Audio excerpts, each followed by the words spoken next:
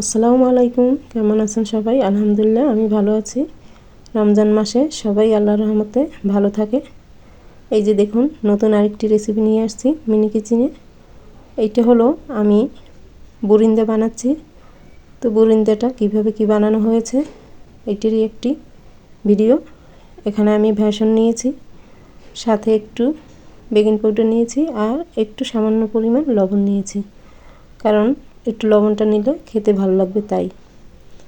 তো এইটা আমি ভালোভাবে মিক্স করে নিয়েছি।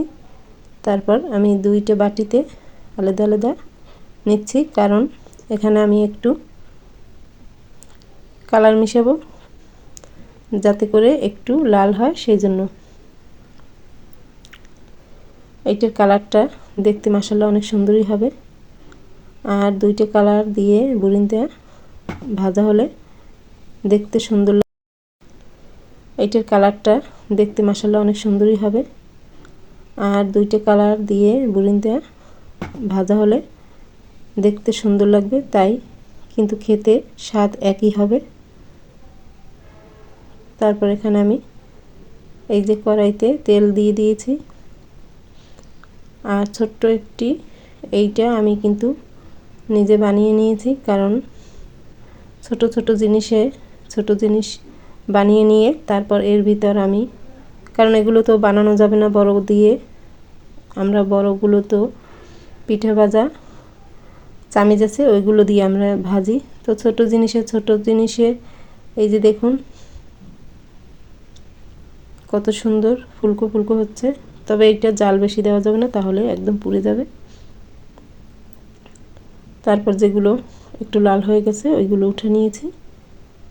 এরপর আবারও দেওয়া হবে। তো বেশি দেখাইনি এই কারণে ভিডিওটা অনেক লং হয়ে যাবে তাই। এই যে দেখুন কত সুন্দর একদম ফুলে ফুলে উঠছে। তবে এই লালটার দানাগুলো বেশি একটা গোল হয়নি, কারণ কি বুঝতে পারলাম না।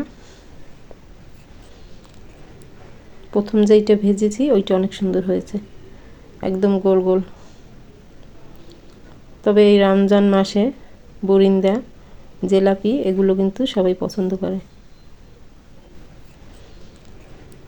প্রথম যেইটা ভেজেছি ওইটা অনেক সুন্দর হয়েছে, একদম গোল গোল।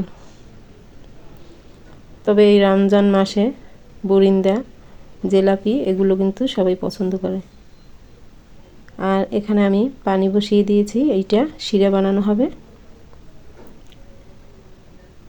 1.5 চামচের মতো চিনি দিয়ে ভালো করে আমি একটু জাল দিয়ে তারপর ওই চুলায় বসিয়ে আমি ঢেলে দিয়ে সাথে সাথে উঠিয়ে